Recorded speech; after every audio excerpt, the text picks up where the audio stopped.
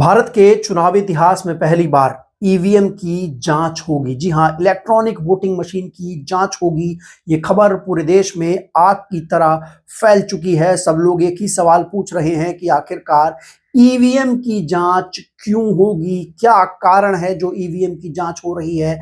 अब तक तो जब जब विपक्षी दल आरोप लगाते थे ईवीएम हैकिंग का, ईवीएम में धांधली का, तो चुनाव आयोग उनके आरोपों को निराधार बता देता था। लेकिन अब ऐसा क्यों हो रहा है? नमस्कार, मेरा नाम है गौरव पाल। आप देख रहे हैं गौरव का चश्मा।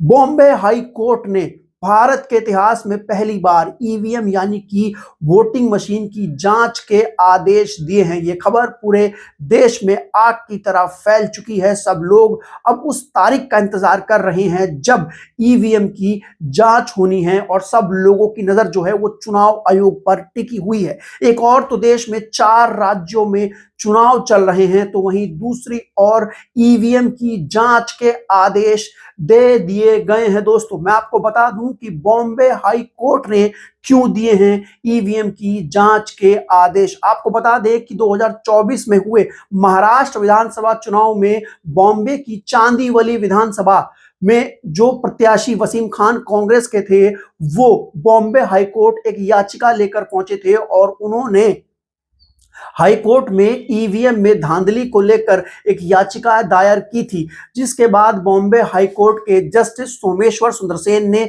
इस मामले में ईवीएम की जांच के आदेश दिए हैं। 16 और 17 अप्रैल को ईवीएम की जांच होगी, और ये जांच जो करेगी वो बीईएल यानी कि भारत इलेक्ट्रॉनिक्स लिमिटेड, जो कंपनी ईवीएम बनाती है, वो ईवीएम की जांच करेगी। दोस्तों, आपको बता दें कि जस्टिस सोमेश्वर सुंदरसन ने इस मामले में जो ये आदेश दिए हैं ईवीएम की जांच के, उसके बाद से सब लोग चुनाव आयोग की ओर देख रहे हैं। एक और तो देश में 4 राज्यों विधानसभा चुनाव चल रहे हैं। केरला, असम, तमिलनाडु, वेस्ट बंगाल, पश्चिम बंगाल, तमाम जगहों पर चुनाव चल रहे हैं। और उसके बीच ही जो आदेश आया है, अब इसके बाद लोग एक उम्मीद लगाकर बैठे हैं कि शायद जो धांधली चुनाव में होती थी वो पकड़ी जाए, और अब चुनाव जो है वो फ्री एंड फेयर होने लगे। आपको बता दें कि बॉम्बे की जो चांदीवली विधानसभा है,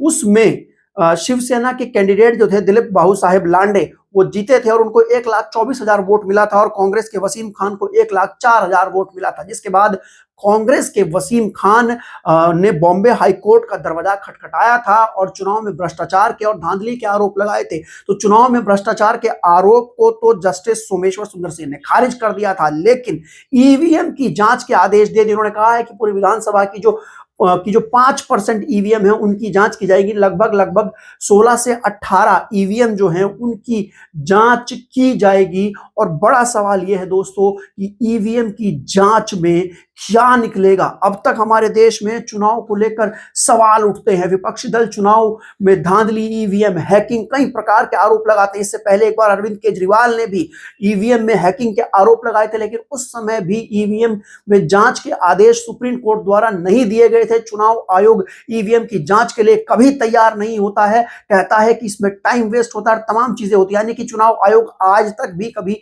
ईवीएम की जांच के लिए तैयार नहीं हुआ। लोगों ने सड़क से लेकर संसद और संसद से लेकर सुप्रीम कोर्ट तक लड़ाई लड़ी, लेकिन जो चुनाव आयोग है वो तैयार नहीं हुआ। एक और तो पश्चिम बंगाल में चुनाव आयोग और ज्ञानेश कुमार के ऊपर आरोप लग रहे हैं बड़े संगीन, भाजपा का साथ देने के, टीएमसी को चुनाव हरवाने के और टीएमसी पर हमलावर होने के। हाल ही में जिस तरीके से चुनाव आयोग ने ट्वीट किया, लेकिन अब जब ये जो पूरा जांच प्रक्रिया होने वाली है ईवीएम वोटिंग मशीन की, उसके बाद दोस्तों ज्ञानेश कुमार का क्या होगा, ये अपने आप में एक बड़ा सवाल है। क्या आपको लगता है कि ईवीएम में कुछ धांधली होती है और इस जांच के बाद वो धांधली सामने आएगी, या फिर आपको लगता है कि ये सिर्फ विपक्ष के आरोप है? ये तो इस जांच के बाद पता लगेगा। लेकिन दोस्तों, बड़ी चीज ये है कि अब तक जिस चीज के लिए कोई तैयार नहीं होता था, उस चीज के लिए हाईकोर्ट तैयार हुआ है। हम एक लोकतांत्रिक देश में रहते हैं। लोकतांत्रिक देश में चुनाव जो है